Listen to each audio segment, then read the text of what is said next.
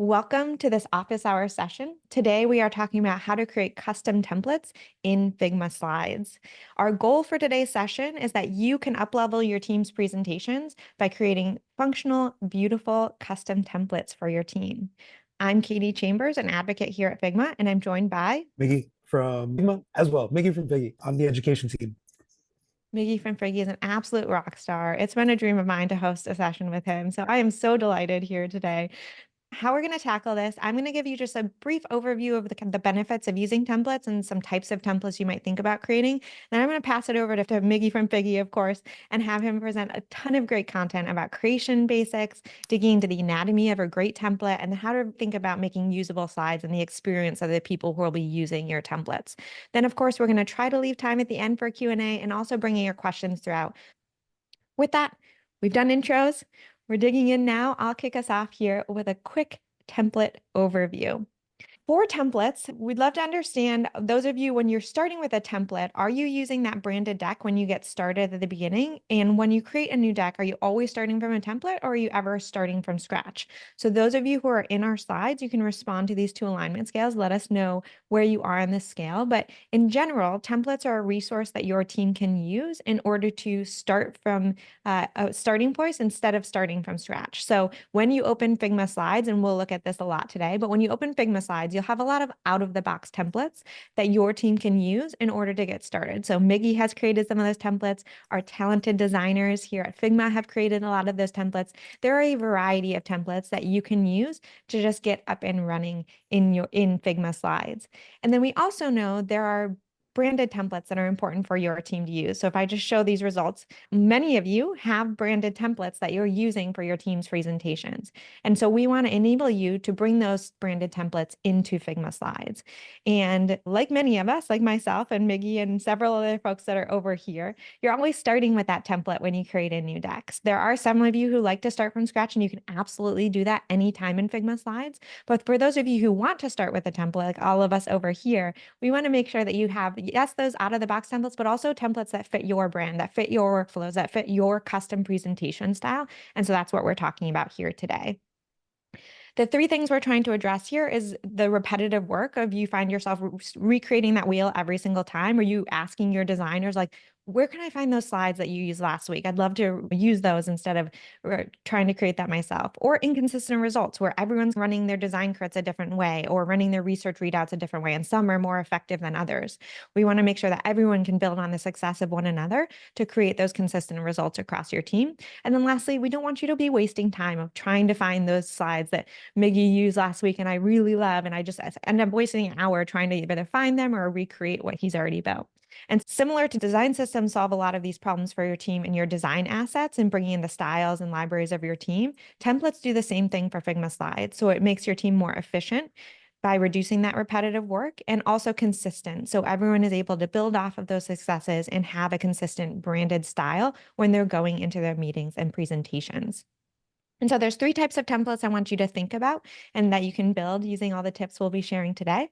The first is that company branded deck. This is so important for people inside an organization where you want to present in the style of your team and your company. The next one is team specific. So here you might think about a research team having a readout deck, a readout template that they use that follows the standard process that they like to share. Krista Simon from our team shared best practices of research readouts a couple of weeks ago. You can bring those into your team's own standard style for running research readouts, for example. And then the last one is personal preferences. So you can think about taking, okay, our official research readout or our weekly team agenda meeting template, and then fit it to your own team, fit it to your own style. Maybe I like Miggy's casual vibes. I can change it to purple and then save that as a template that just I'm going to use. So you can think about also applying your own personal preferences and saving that as a template. So just speed up your own personal workflows. So these are the three types of templates that I want you to think about in creating and the types of things that you can unlock for your team when you're creating them today. And you can apply all of the best practices we're sharing today to those types of templates that you can create. It looks like team specific presentations are the ones ones most folks here are going to be digging into. The company branded decks, of course, you might rely on your brand designers, your official brand marketers, or your team to create those. And we would love to have you connect with them and help them create those templates here in Figma Slides as well. And for those of you who are creating those, we appreciate you creating those for the rest of your team. And then personal preferences, again, I think that's a little under celebrated, but I encourage you to try it out and try saving those. Those are some of the ones that I've started using most frequently. And it's really just a few tweaks on the ones that come out of the box or that my team has built already. Perfect. That is our quick templates overview on my end. I am delighted to pass it over to Miggy to dig into the meat of today's presentation and teach you all about the creation basics here. So Miggy, with that, over to you. Awesome. Thank you, Katie. I really love the way that you're incorporating the interactive bits into the slides. I'm totally going to steal that. It's really cool the way that you have the content and you have little voting structures underneath. So everybody out there, take notes at Katie's presentation style. Hi, everybody. My name is Miggy, and I am going to be talking to you today a bit about custom templates. I'm primarily going to be working in the editor, so you will see me navigating slides itself. So presenting on slides, with slides, it's slideception here. So the first thing that we're going to do is we're going to talk a little bit about some of the basics of getting started. So let's say you've never really worked with slides before. Let's say you are prevalent in Figma. You've used Figma before and you've used Figma for slides, and now you're starting to look at slides as an opportunity to get your team on board with using your styles and templates. So one of the first things that you can do is just really copy and paste from Figma to get started. So as you are just getting a good understanding and a grounding, let's say you're not quite ready to fully dive in, if there's things that you already have and you're already working from, you can always copy paste. So here you can see that I have another deck. This is from a previous presentation done by our head of design operations. And let's say there are certain aspects of this deck or certain frames that I want to copy over. I can go ahead, I can select those frames. Ooh, there's a lot here. I can copy one of those frames and I can paste that in, and you'll see that it gets brought in as its own slide. So the reason that I'm bringing this up was this was actually my first foray into slides. I was like, oh, okay, I see the tools here, but I already have something that I want to work from. So if you're just getting started, you want to bring something over from Figma. If you're familiar and comfortable with Figma, that's going to be a great way to start. Just copy and paste. Now, the next thing we're going to talk about is I'm going to venture between slides mode and design mode. Now, a lot of the folks that are going to be using your templates might only have access to slides mode, but if you have the full editor access, you'll be able to make those custom templates with design mode where you can have more of that granular control. So you're going to see me navigating between these two modes. The shortcut key for that is going to be Shift D, and that's going to take me, you'll see down here between slides mode and design mode. You'll see everything that's in blue. You'll see this off to the right, and then you'll see it off to the left, and you'll see this turned off when we're in slides mode. You're going to use both of those modes as you're creating your templates. So as you're building up your colors, your typography, and working with that layout, it's good to have a grasp of when you are in either of those modes. So Shift D, and you're going to notice that they're slightly different.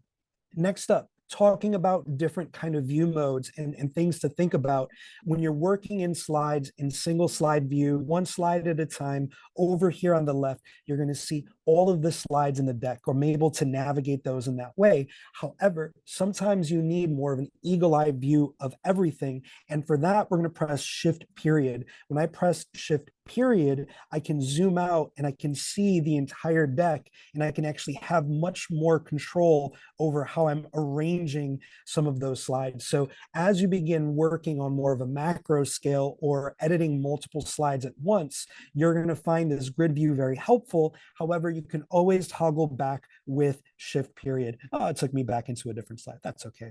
So here you can see Shift D is going to swap between the slides mode with like fewer options and design mode with more granular options. And then there's going to be grid view and slide view. So Shift period and Shift D, those are going to help you navigate a little bit faster as you're working. The first thing we're going to do, I'm actually going to publish this file twice so y'all can see how we publish those decks. And this way you can get familiar with it. I'm currently in the orgs space. I have this file on a team in Figma. So here, if I'll show you exactly where I am, let me go back to files. So you can see that I have a team here.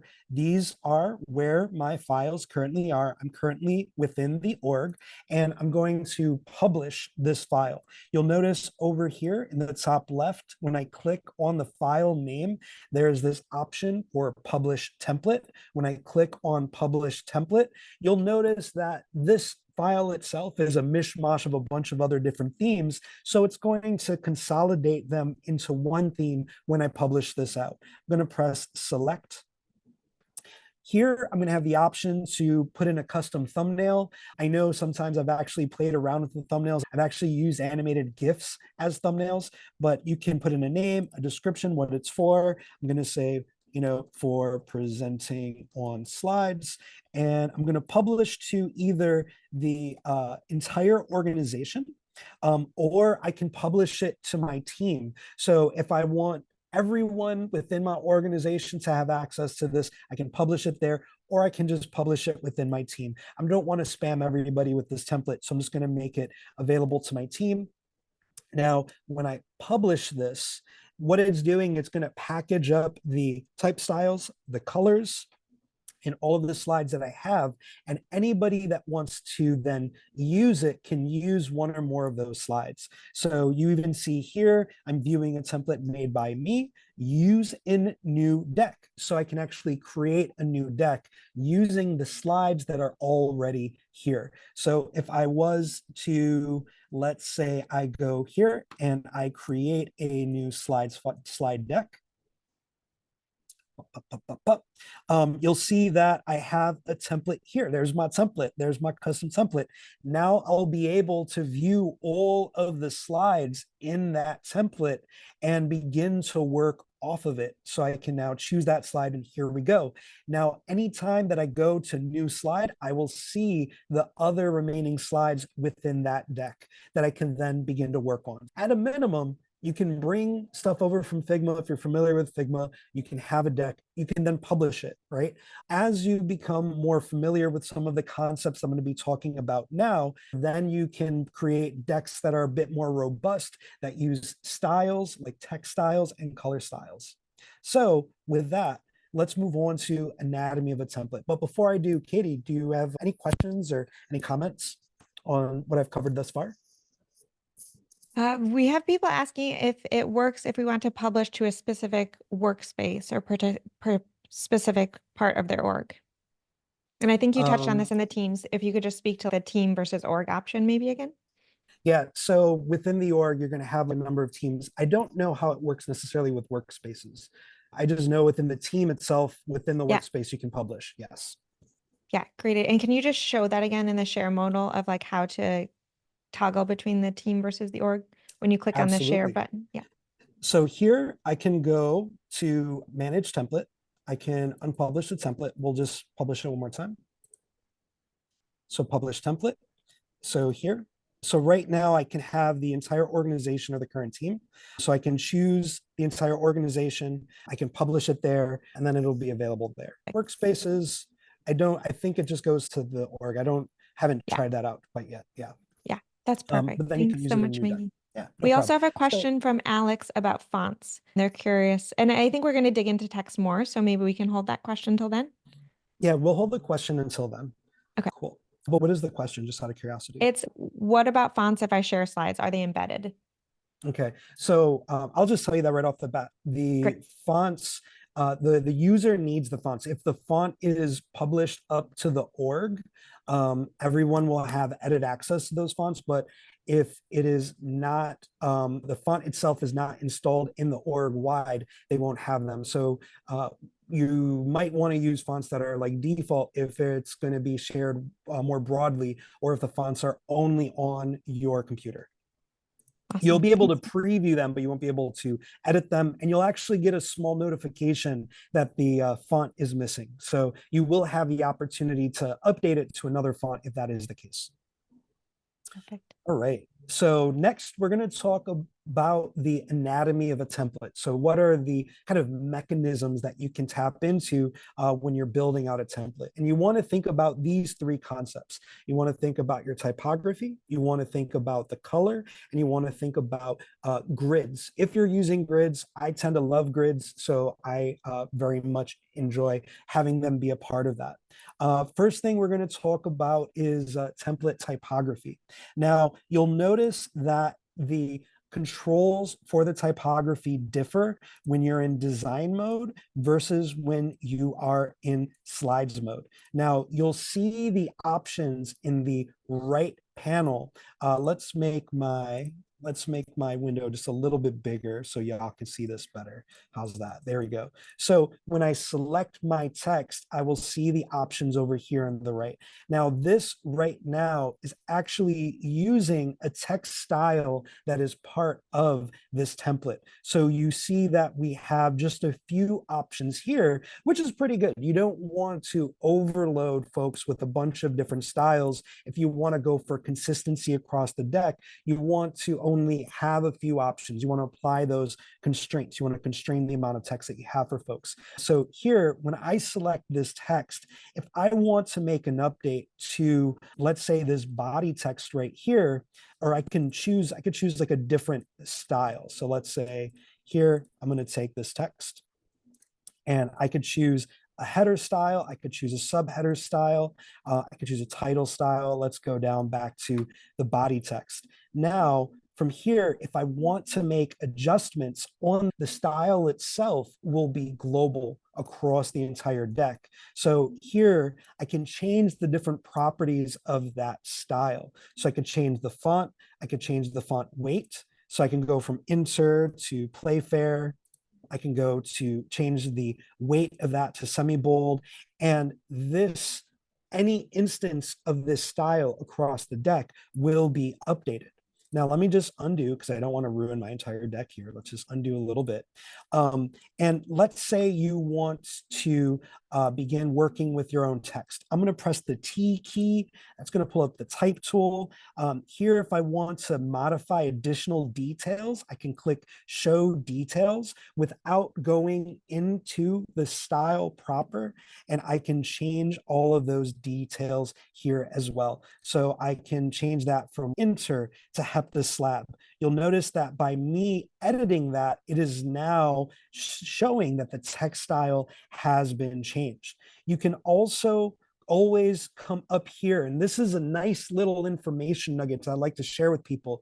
If you're bringing text from elsewhere and you want to replace an existing style, you can always go up here. So notice I've made those changes. Click on this ellipse, and there are these two options. I can add a new style to my template and create, I could say, okay, this is that new body.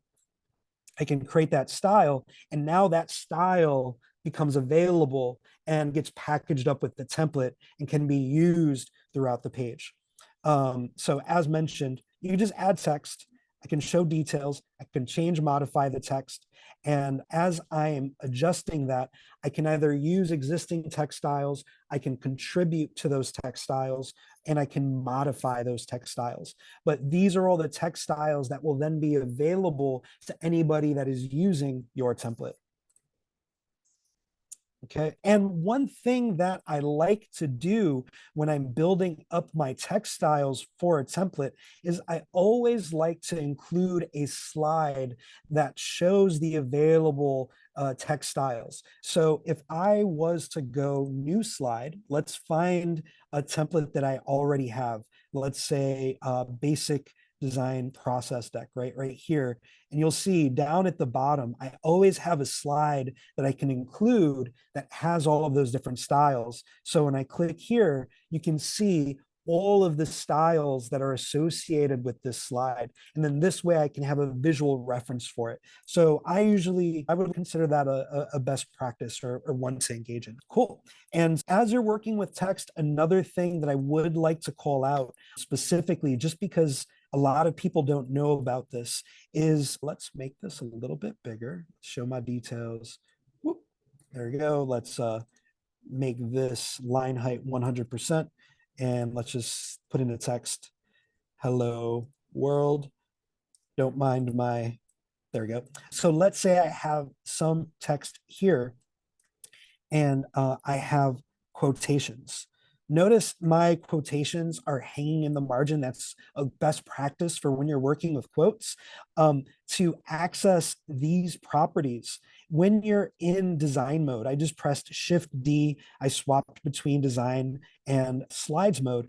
You will have additional options for your text. So under here, under typography, as you're working on that, you'll see that there's more advanced options as you're working with this. If I go under details, you're going to see that there's the option for indentation of hanging punctuation, hanging lists. You can actually apply paragraph indent, and you can change advanced typographic properties that are associated with the font. So if you want to change the way that numbers are spaced, if you want to change the whether or not your font has ligatures. So if you're a big type nerd, this is where you're going to want to live, and you're going to want to apply these to your text fields. So by default, I already turn on hanging punctuation to all of my fields. So if anybody's using my template, they will then get that hanging punctuation there.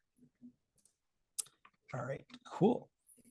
Okay, sorry. Let's see if there's anybody in the chat. Yeah, so Miggy, we're getting a question. A lot of people saying this is amazing, and yay, we're excited about this. And Diego, or someone is wondering whether, oh yeah, it's an anonymous attendee, is wondering whether you can bring in defined styles from your team's design library, which I know we're going to get into, but do you want to speak to that now?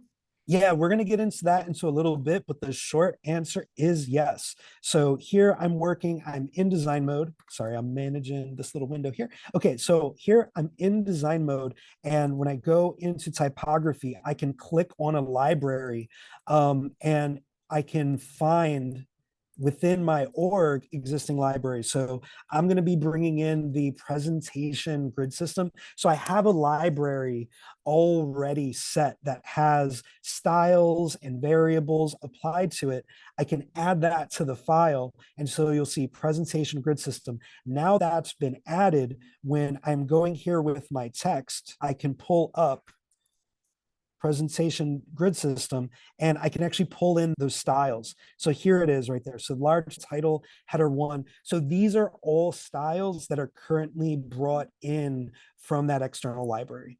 So the answer, short answer, yes. All right, so great question. Next up, let's talk about colors. So we already mentioned there's going to be three pillars. There's going to be typography, and there's going to be colors that you're going to work with. Now, template colors are a bit unique in that they have some kind of special functionality within here. I'm going to show you how to access and modify these pretty quick. When you go into slides mode, let's say I draw, like a rectangle. Okay. When I have this rectangle selected, you'll see that there's a fill and there's a color associated with it. When you click on that fill, you're going to notice these two sort of options here. There's template colors, and then there's just other colors that are residing in the deck. So template colors are going to be colors that are going to be like recognized. They're like color styles specific to slides that you're going to define and set. So let's say I just right click here. Let's say I'm going to delete a few colors. I can right click and delete colors, but then I can also, let's delete that one. I can add new colors here.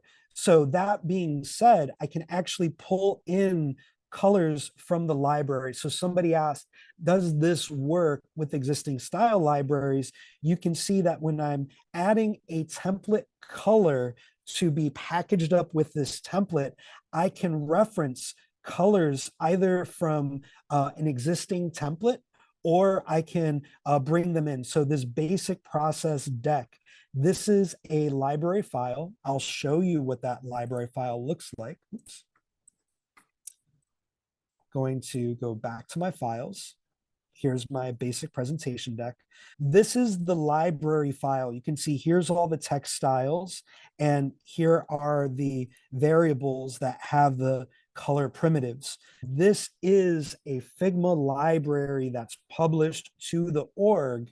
And as such, because I've included it into this file, I can now see the colors that are represented here, and I can add them as template colors. So I hit plus, and either I can create a custom color to the template, or I can reference the color variable from an existing library. So this purple, this red, this blue all come from an already published design system library, and they have now been brought into this template. So your design system might have a much larger library, but you might want to curate fewer colors specifically for this template.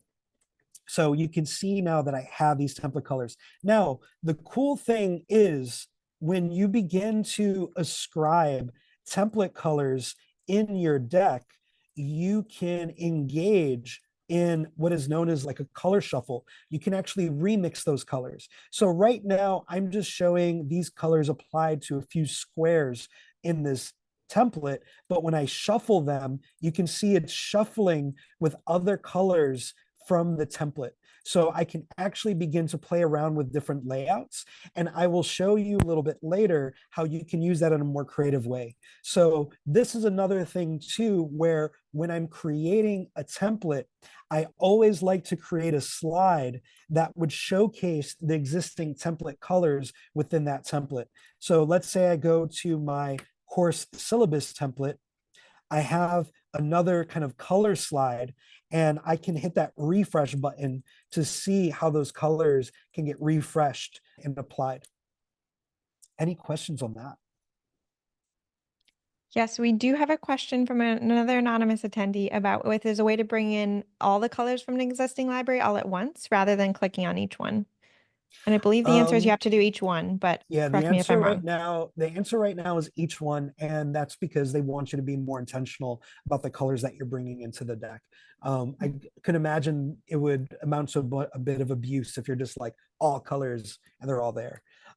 So it might change in the future depending on folks requesting it, but as of now, it's designed as such so you're a bit more intentional rather than just like all colors and it's 5,000 colors from your design system, because then it doesn't become usable for your end user. All right. Miggy, we have So one more yes. question from Sankey about whether we can rename the colors. And again, I think this is a not yet, but if you have more context on how you'd like to use that, Sankey says they want to change color 8 to blue, for example. Is there a way to do that today? So right now, there is not a way to change those color names yet. So this might be something that might be on the horizon, but for now, they're just like the upgraded template colors, just because they serve a specific function of being like branded colors versus like theming out a UI. There's like a different purpose for it, but in the Yeah. future, you might see some changes with that as folks request. As folks request it. Yeah.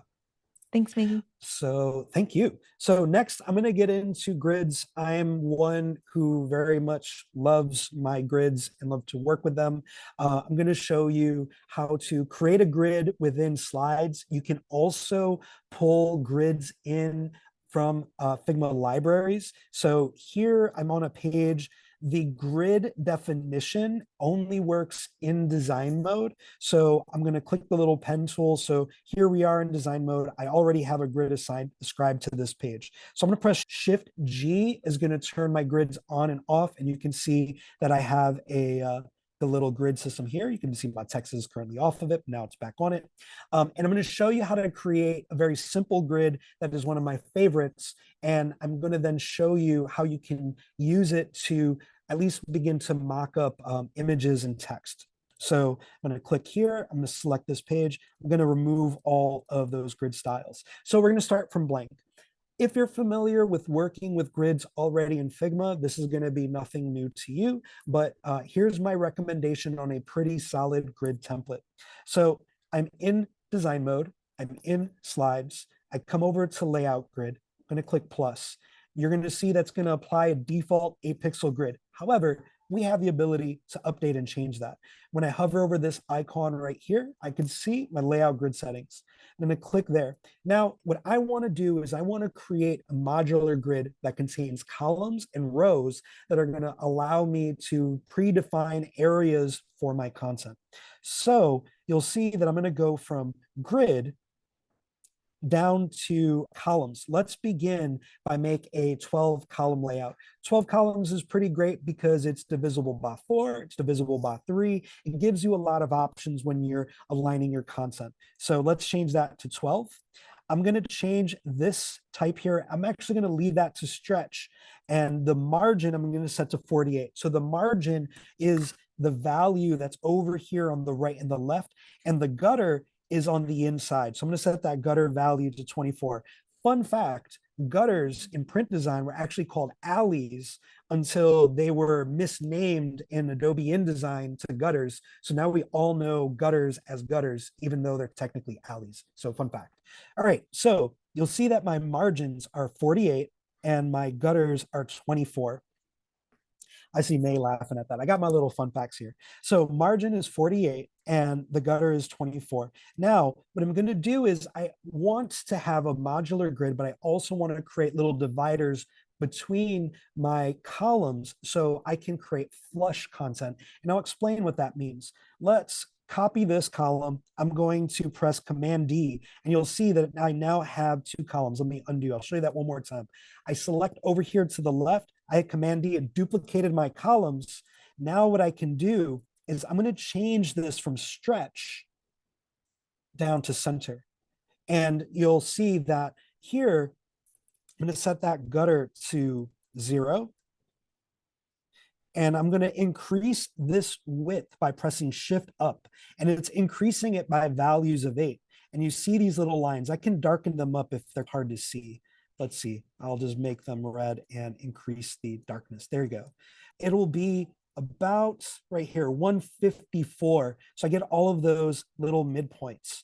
So what this is going to allow me to do is see the spacing. So I can have 1, 2,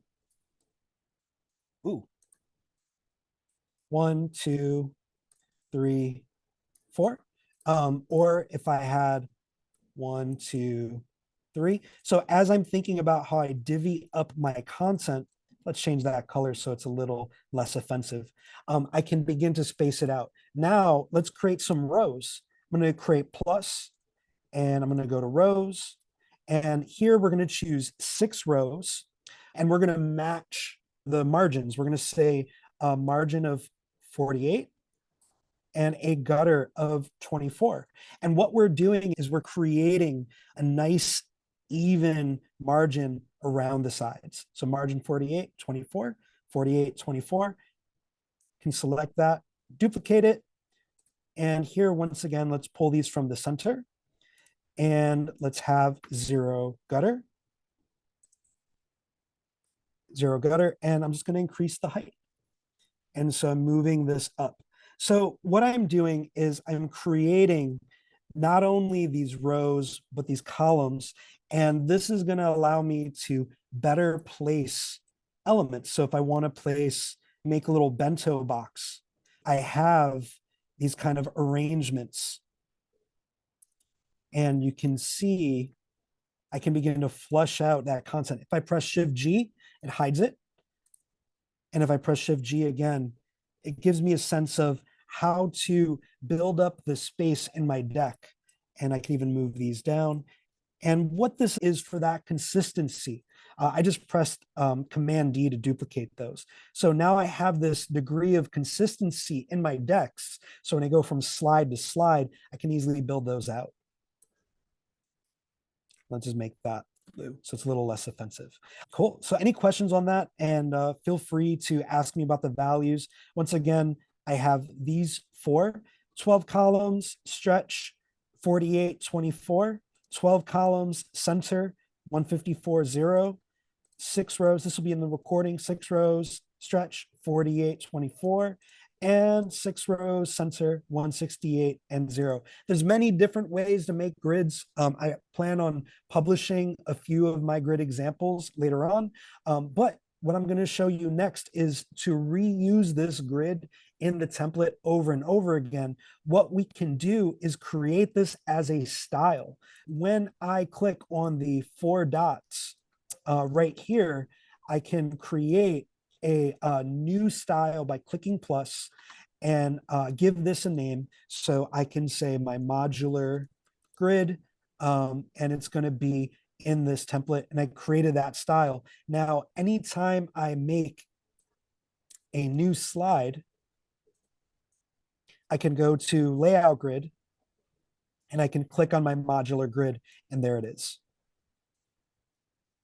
Mickey, this is Cool. fantastic. We're getting a lot of love for this.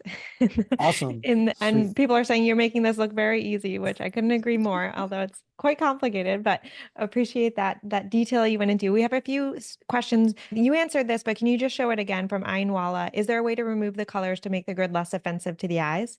So can you just show how you change the color of those grids? Absolutely. So you can see that I have a grid style. Let's edit my grid style. So I'm going to go to modular grid. I'm going to click on edit style. And when I click on any one of these, I can change the color and the opacity of those grid lines. So let's say if you're working on a primarily like dark theme, you might want to have like white lines there. So what I can do here is I can make these blue, and I can click into, oops, modular grid, managing a lot of windows here. There we go. 6 rows, and I can make this blue right here to make this blue. And then it could be a little bit easier on the eyes. Perfect. And then there you go. And then now that, because this is a style, it will then persist across all of the pages. Whenever you edit the style, it edits it across all of the slides that it has then been applied to. Now, when you're working, I'll show you another fun fact. I showed this to Katie.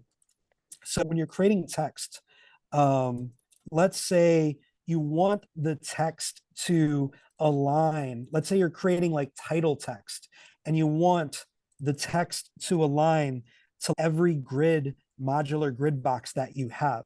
I'm going to set this text here just so it's a little bit easier to see for y'all folks at home. I'm going to change this to enter so you can see that a little bit better. I'm going to zoom in. And let's say all you need to do is adjust the line height. So let me zoom out. So all you need to do is adjust the line height. So let's say I want this text to match up. Now to figure that out, I'm just going to press the R key. I'm going to draw a rectangle between these 2 points, right? And what is that height? That height is 168. If I set my line height to 168, what you'll see is that once you adjust the baseline, every line of text will now align to that box. And so this is actually a method that I use to define my typographic scale. So if I were to take 168 and divide that by 2, let's do the same here for my type, then you'll see every line aligns to that grid. So no matter how much I write this out, so as you keep dividing it smaller, you can get the line heights to generate a typographic scale that works exactly with your grids. So all you need to do is measure from baseline to baseline of the grid itself, from the flush line, I'm sorry, the flush line to the flush line, and you'll see that it all matches up. So here I can actually increase my font size, and then I just adjust where the baseline starts, and you'll see every line matches up.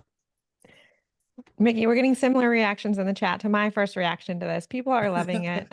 Russo Cool. says they've been doing it wrong all this time. This is incredible. We Yeah. do have a great question from Courtney that I'm also curious about. What is the purpose of the lines in the middle of the gutters, they ask?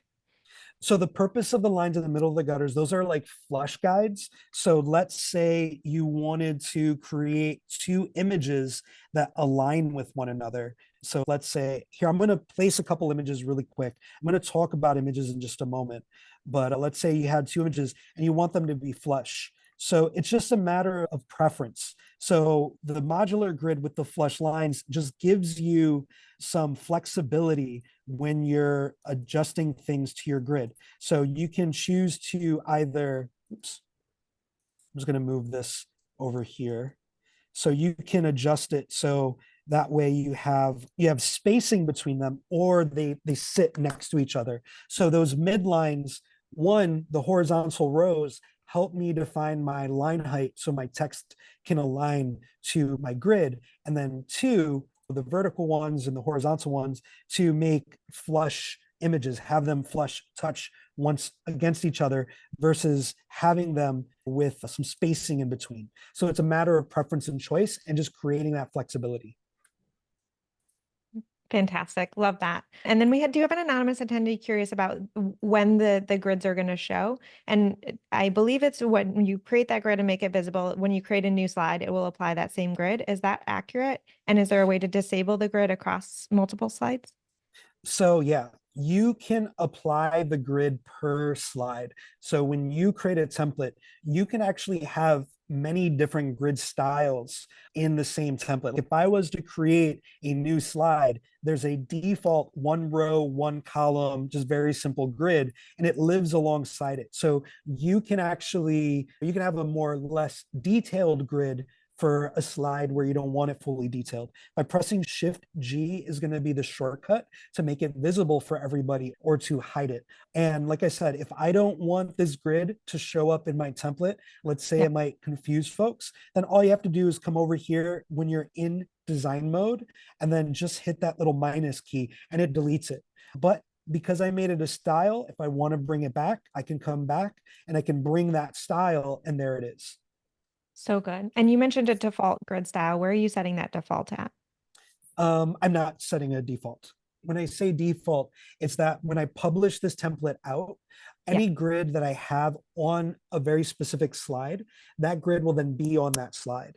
So brilliant. if I was to pull up, let's say if I add another slide from another one of my templates, let's grab, where's casual vibes? Casual, I think this one has grids. Yeah. So here, if I open up this slide, you'll Yeah, see that it has its own grid. This yeah. one slightly differs from the other ones that I've been using. And I press Shift G and it hides it. And you can see here, there's all of the grids that are there. There's even like little hidden, there's even like a little hidden thing in there. But each slide can have its own grid. It all depends on how you set it in design mode before you publish it. Fantastic. And Casual Vibes is a template that when you open up Figma Slides is one of the options. It's one of the ones Miggy created. So go try using that out and using that. I think you said Shift G to turn on and off those grids so you can check out how Miggy set those up. Awesome. Yeah. In the interest of time, Miggy, we should probably move on from there and Yep. we can come back to other questions at the end. Brilliant.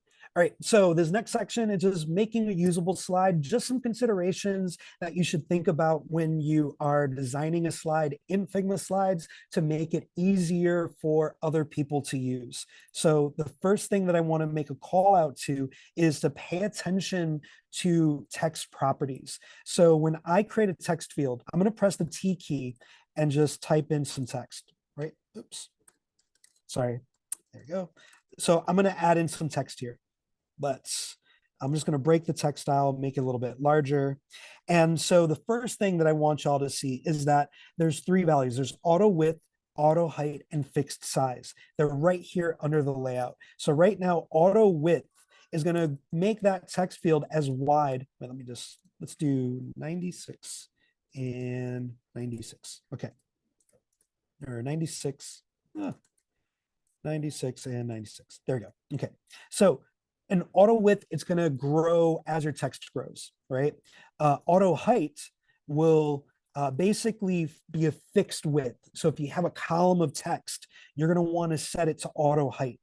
And if you want to control that even more, what I would say use sparingly the fixed size. So when you apply fixed size, the text can go outside of that fixed size, but the height of the text is going to be defined however you manage to scale the text field itself. So what I would recommend is to primarily rely on auto height. That's going to be your best option when you're working with text because you can set the width that you're working from. So let's just say hello world, right? And as soon as I type more, it's going to carry over versus if I was working with auto width, it just keeps on growing. Now, a cool innovation of slides is that it'll recognize when you hit the right and then automatically switch it to auto height. So I'll show you that one more time. So I'm here in the slide, I'm typing text. It's going to encounter the right and it's going to automatically make it auto height for you. So it's going to be like, hey, I know what you're trying to do. Let me fix that for you. So just want y'all to be aware of that when you're adding your text. Another thing that you should be concerned about, not concerned about, thinking about, when I select this text field here, you notice that there's these options. Now, if I want to control how my text grows, so let's say in my template, I have this little area down here, and as the person using my template types, I want it to grow from the bottom up. I can choose this option over here, align bottom. And what that does is as I type, the text will grow from the bottom. Likewise, if I have this in the middle and I want my text to grow from the middle, I can choose this option right here, align middle. And what that does is then as I type my text, you'll see that it actually grows in both directions and it grows out. So thinking about how your text is going to grow or shrink can impact the utility of that particular slide. So if you have text that's up at the top, choose align top, and then it'll grow from the top bottom. Very important to consider when you're building out a template. Other things to consider as well are the alignment. So you can have align right, and if you are using auto width, align right will make the text grow from the right. So consider how your text is aligning, and that's going to take us into the next thing, auto layout. I know some people are confused by auto layout, but in slides, auto layout is your friend. The first thing that I'm going to show you is that in slides, there's this little option here. We're aware that some folks might be a little confused by auto layout. And what I mean by that is I'm able to reflow the objects that are underneath each of these rectangles based off of the previous rectangle.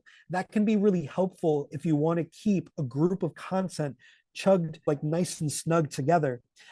However, if you want to be more freeform, you might want to break the auto layout. So you'll see this little option here. I can break the auto layout and I can move these objects. Now, when you want to think about auto layout, and I also put in here alignment and constraints. So here, let's actually break this auto layout. I have this piece of text. As I type, it overextends into the other text, and I don't want that.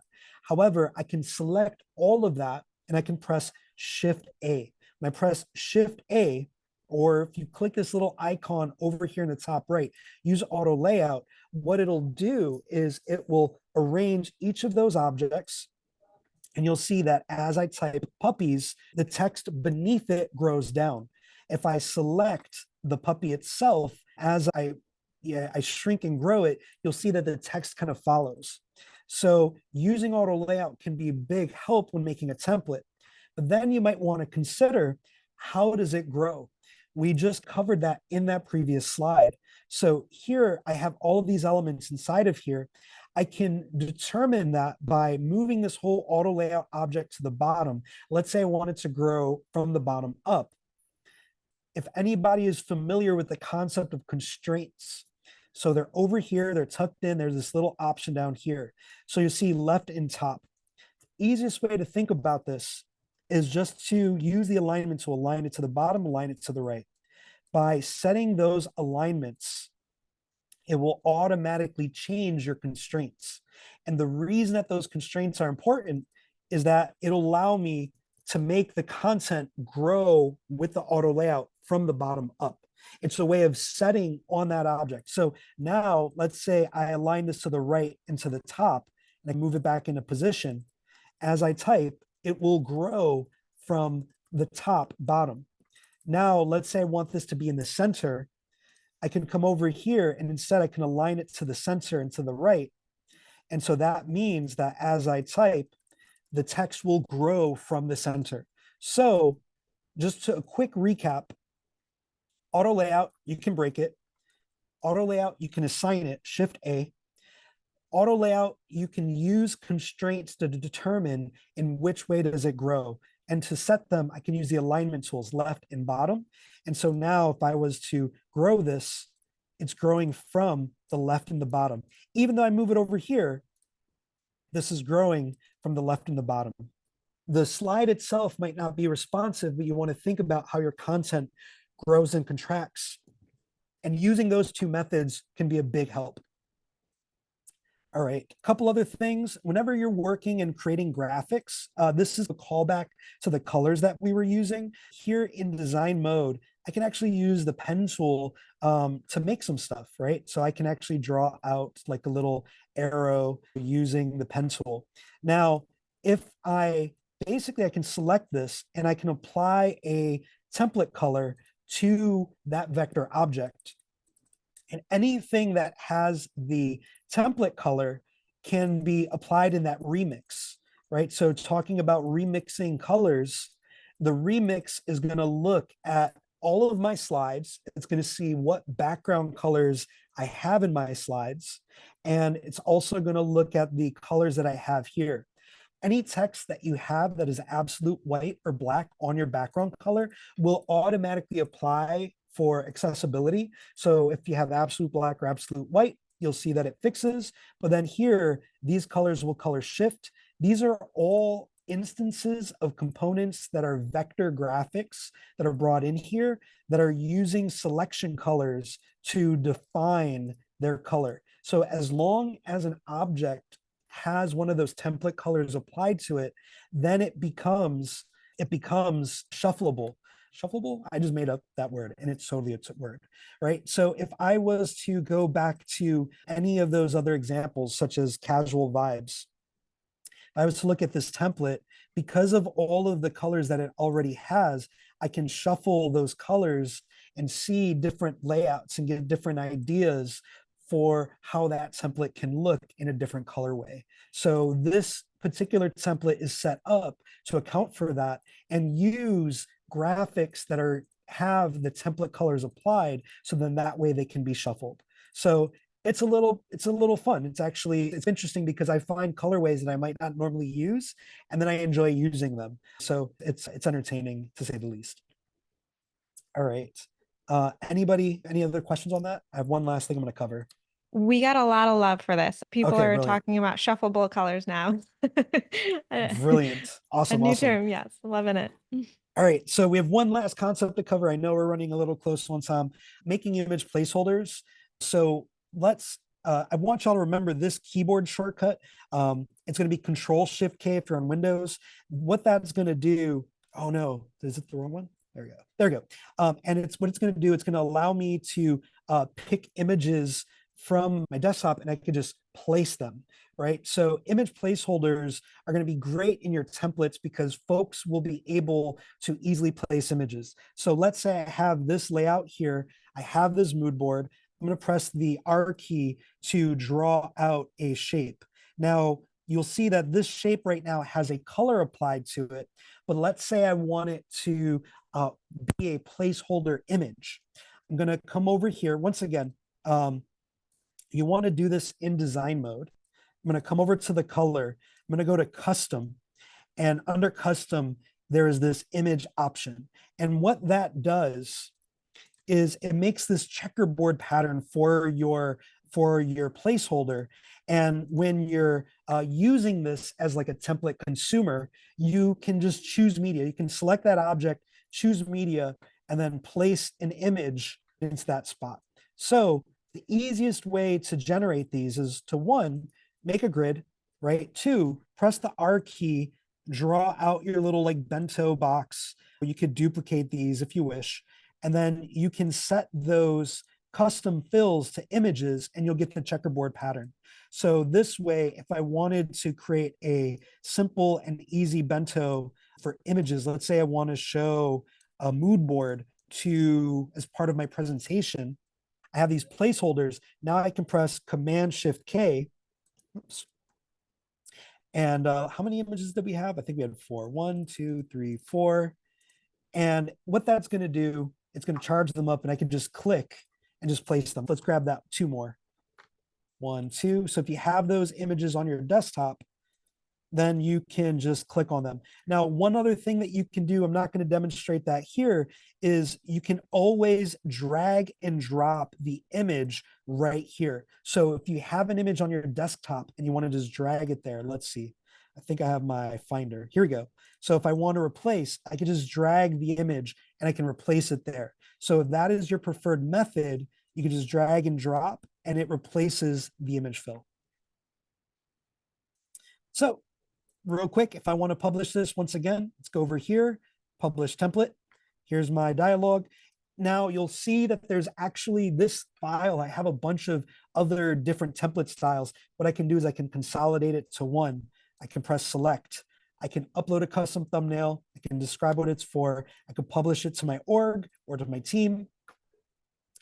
It's now been published, and now Katie can use this if she so pleases.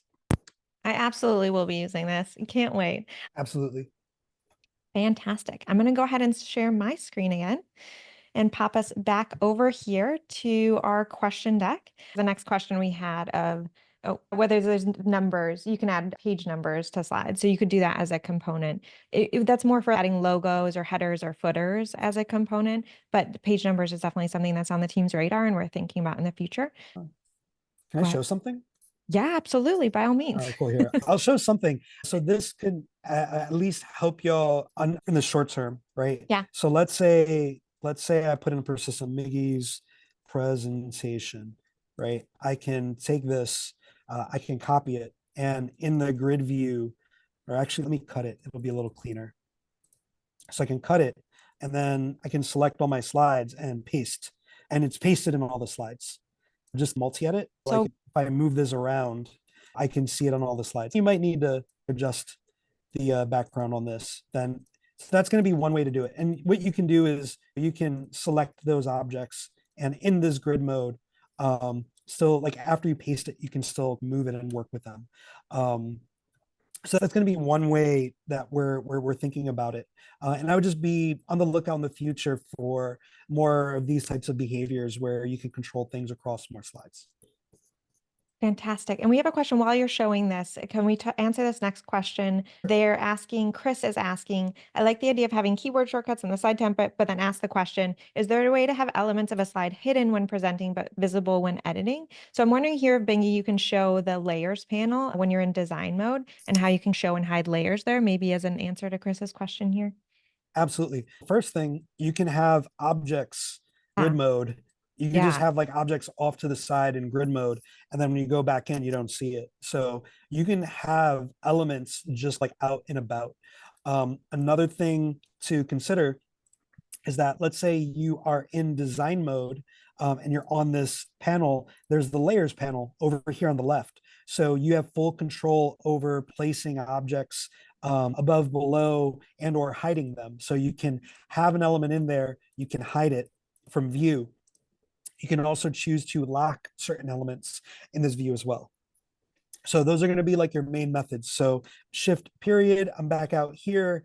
I have stuff that is, I call it the room of requirement, like in Harry Potter, where it's when you need the room, you can go there, you can get whatever you need, you can store, hide stuff away. And then this way, when you're in your slide itself, it's not there, it's tucked away. If you need it, you can go back to it, and there it is. Love that.